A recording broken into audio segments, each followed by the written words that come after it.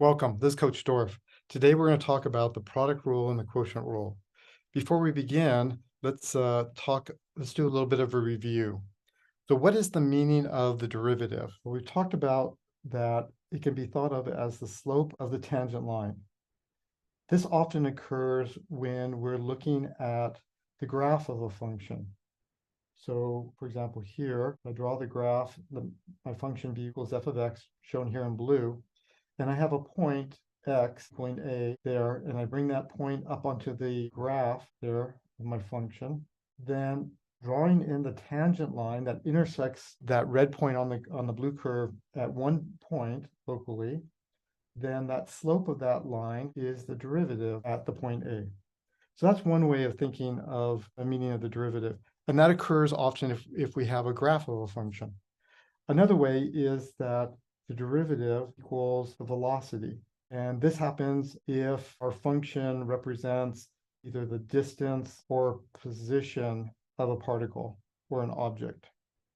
So if we have a description of a function that either as a formula or as a written description, and it represents a distance or position formula, then the derivative is the velocity. And we note that the second derivative would then be the acceleration. And you can also see these if an object is moving, such as throwing an object into the air. That's an example of this type of problem. The third description of the derivative is rate of change. And we're going to talk about an example of this in just a moment. But before we get into that, I just want to review also the power rule. Last time we talked about the power rule, and that is if I have my function that can be represented as x to the n, where n is a real number, then the derivative is going to be nx to the n minus 1. And an example of this quickly would be that if f of x equals 3x to the fifth, then derivative, I would bring the exponent 5 out front, multiply it by the 3 to get 15x. And then I reduce the exponent of 5 by 1 to get a 4, like that. Now, we can apply this to a really cool example that I want to share with you. And this has to do with a circle. So if I have a circle, I know the area of the circle is, we're going to call it A of r here, and that's going to be pi r squared. That's the formula for the area of a circle. Note that r is my variable here. So as r increases, then the area increases. And if I just draw a little circle here, there's my circle, and there's my radius, and the area is going to be just that part in there. And just so you all can see that that's a circle. So what is the derivative? What is the derivative of this? And so that would be, I can write that as dA dr. Well, by the power rule that we talked about last time, I bring that exponent, here's my function, to take the derivative of that, I'm going to bring the 2 out front and then write pi and then reduce the exponent on r to be by 1, so I get 1. So I get this. That is the derivative. Well, what is that? That is the circumference of a circle. All right. So we're saying that if we take the derivative of the area of a circle, we get its circumference. That's totally unexpected. Why is that? Why does that happen? Why is it that when we take the derivative of the area of the circle, we get its circumference? All right. Well, let's explore this a little bit. So if we think about derivative as being rate of change here, and let's think about this as if it's raining outside and you have a lake and a drop of water hits the lake, what does it do? It makes a circle in the water on the lake, and then that circle increases and increases and increases. That then represents what we have in this type of situation. So here's my circle, and it has radius r, and as it's increasing, we've got a larger circle, and then we've got the original circle. So my original circle here is r, and we're going to call this new part here, we're going to call that an h there. So the new radius, so we'll put down here, old radius equals r, new radius is going to equal r plus 8. So just a little bit more. And then what's the area? What's the area of the new circle? What's happening here? Well, that new area over in here is going to be this part here. It's a ring. So we can get this ring. And as the ring as H, there's our H there. That's that little part that's added in that ring there, that width of the ring. As that goes to 0, and the new amount or the new amount of area goes to this thin ring around the original circle, and that's going to get closer and closer to the circumference of the original circle. So again, if we look at that blue area here, as h gets smaller, that blue area gets, the ring gets smaller and smaller. And what does that area, that blue area approach? It approaches the circumference of the circle. So what this means then is that the rate of change of the area circle equals the circumference. That's just really cool, all right? If I write that in terms of our formula here, then DDR of the area, which is going to be DDR of pi r squared, is going to equal the circumference. Derivative area of the circle equals its circumference, because using the power rule, also we can see that that's 2 pi r. All right. Math is cool. That's just so surprising to think that the derivative of the area with respect to the radius equals the circumference. And it's because of the rate of change there. That area, that's the new part, that blue ring that's around the circle, as that gets smaller and smaller, it approximates the circumference of the circle. Who would have thought that at the beginning? I just think that's really cool and surprising. And that's one of the reasons I like math, because there are these surprising things that are just really, really cool. All right. So last time now we talked about the power rule. So today we're going to talk about two things, the product rule and the quotient rule. And the product rule is going to be, what is the derivative? If I have two functions, what is the derivative of their product, of the product of two functions? All right. So let's see, let's just look at an example here before we tell you what it is. So suppose I have a function h, and I'm going to call it x squared times x cubed. What is its derivative? What is h prime of x there? Well, at first, we may guess, or we could hope, that the derivative would just be the derivative of the first times the derivative of the second. So we would guess that maybe h prime equals the derivative of the first times the derivative of the second.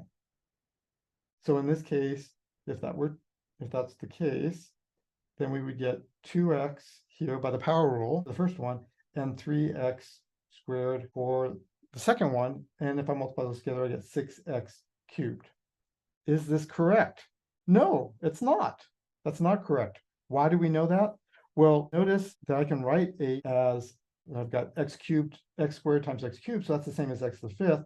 And we know by the power rule that the derivative should be 5x to the fourth, right? Because I've got my exponent here, I bring that out front, reduce it by 1, so I get this.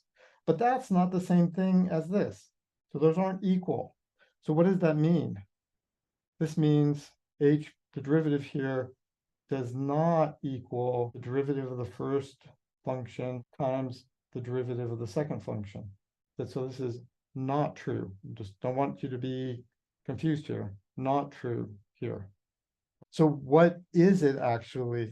Well, this is what the product rule says.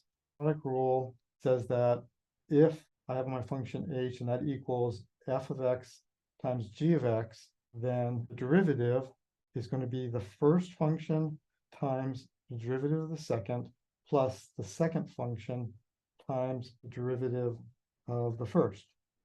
And so there we've got this product rule there. And if we do the example that we just looked at, all right, for h of x equaling x squared times x cubed, then the derivative by the power rule, I'm going to get the following here. We'll get the first function, x squared, times the derivative of the second. Let me change my little nib on my pen here, plus the second derivative, second function, times the derivative of the first. Now, if I simplify this, I get x squared. Derivative of x cubed would be 3x squared plus, and then I write the second function. The derivative of the first one would be 2x. If I simplify this, I'm going to get 3x to the fourth plus 2x to the fourth, and that's going to equal 5x to the fourth. And that's correct. And we notice that h, if it's x squared times x cubed, that's x to the fifth. And by power rule, h prime is 5x to the fourth, and these are equal. Okay, that doesn't prove that this is right, but it just demonstrates that this is a correct, that this works in this particular case here. So what's the takeaway here?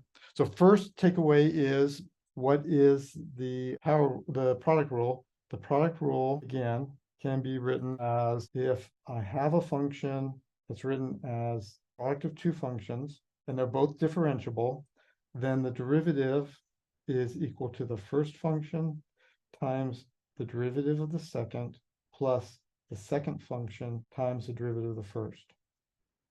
So that's the product rule. That's the first takeaway. The second takeaway is a little more subtle thing, is that just because something is convenient, just like we thought maybe at the beginning that the derivative might be the derivative of the first times the derivative of the second, that would be convenient, be nice, but it doesn't work. When you do the math, you have to make sure the math works.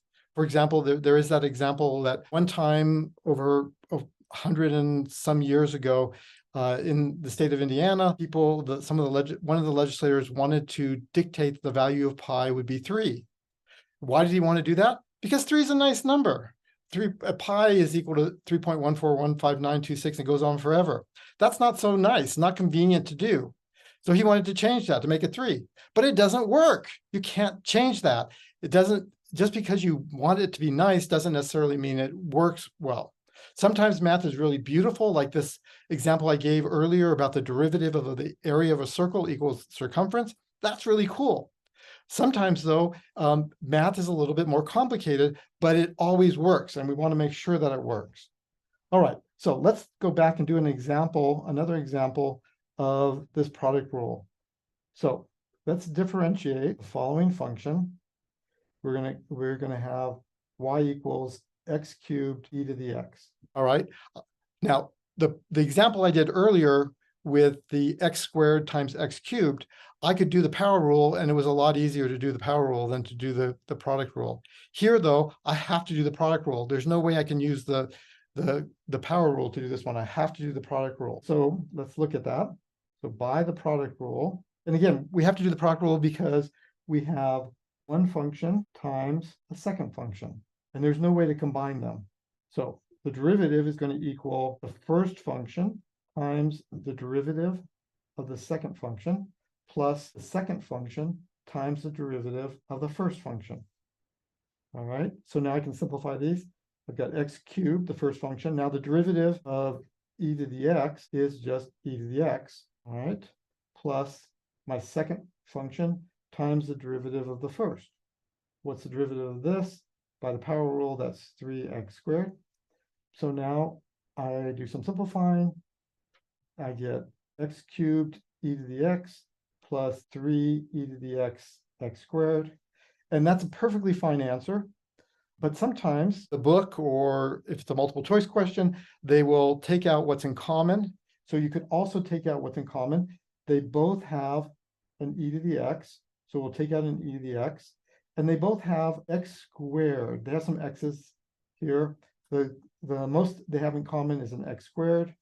All right.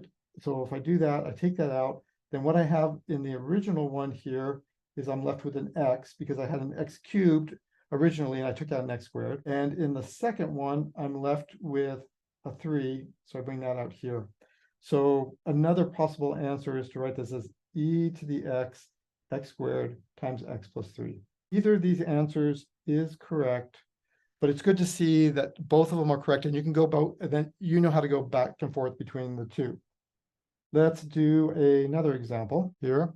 So here I'm going to say let f be a differentiable function, and I'm going to call y to be x squared times f of x. All right, and the goal then is to differentiate y.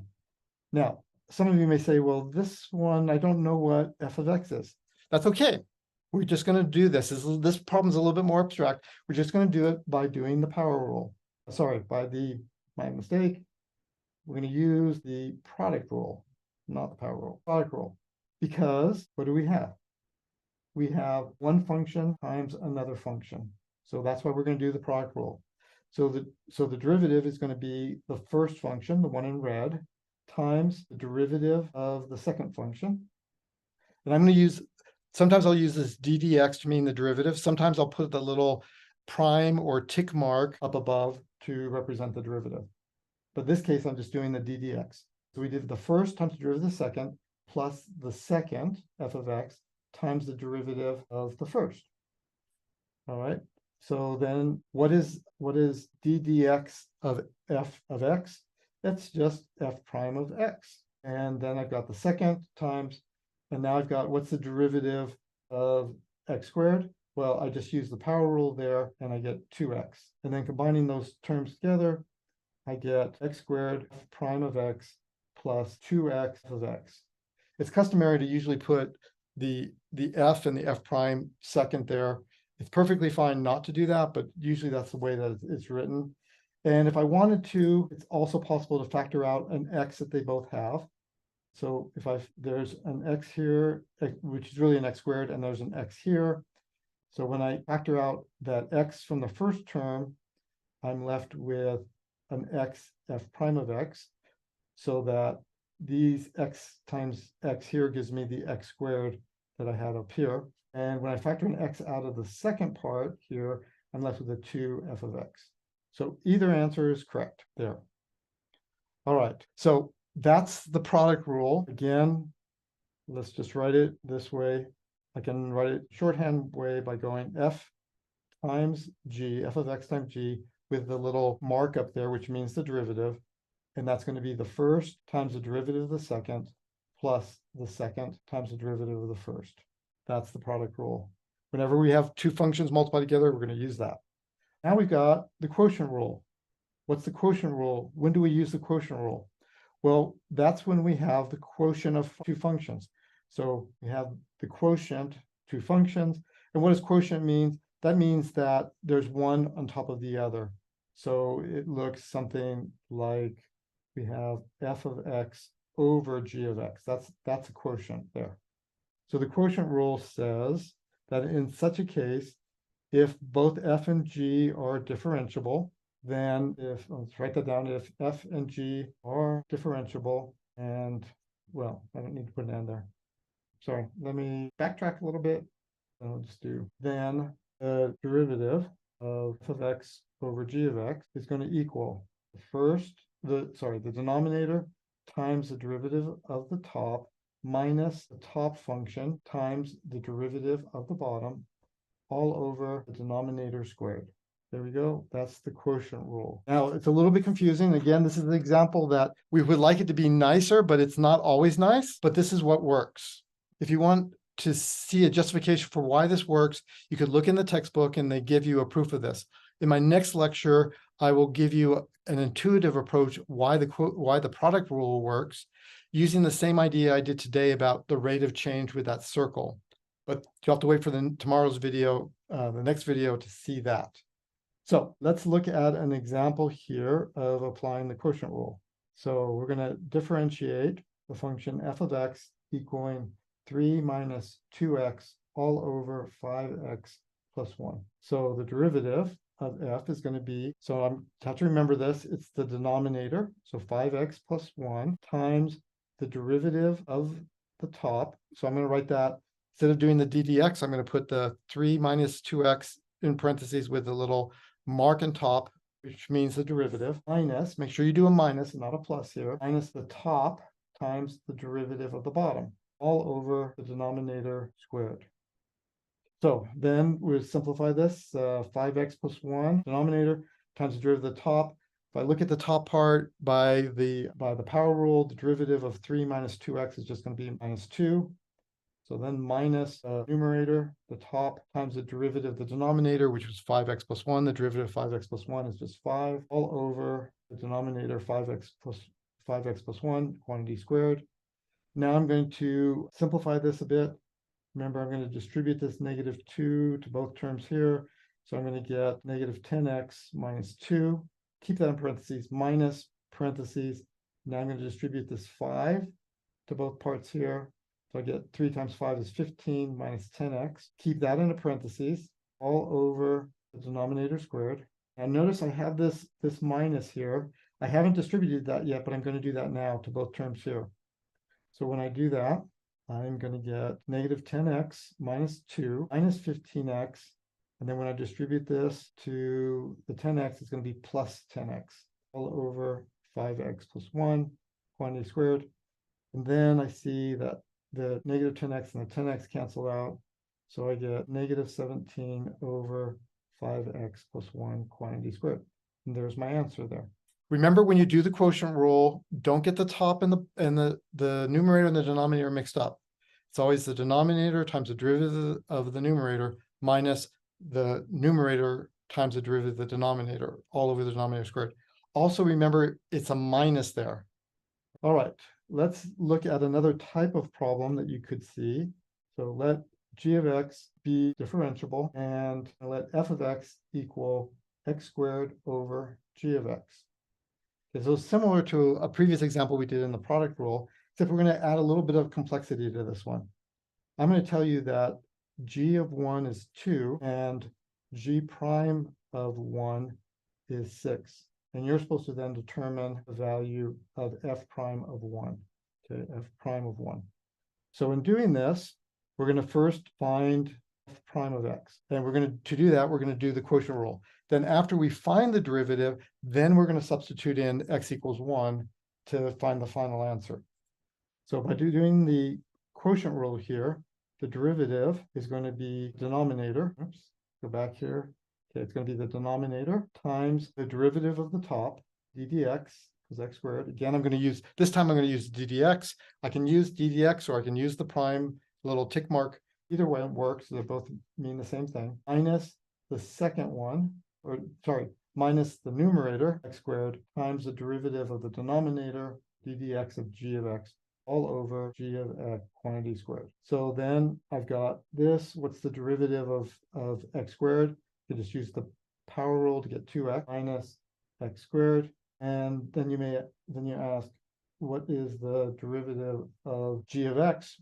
Well, I don't know because I don't know what g is. So I'm just going to write it as g prime of x. And that's all over g of x quantity squared.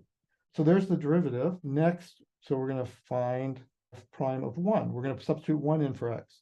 So I'm going to take what I did here, circling in purple, and I'm going to apply that down here. So I'm going to get g of 1 times 2 times 1 minus 1 squared times g prime of 1 all over g of 1 squared. And now I'm going to use the fact that up here, g of 1 was 2 and g prime of 1 was 6. So I know g of 1 is 2. So I have 2 here times 2 minus 1. That 1's there. This 2 is there.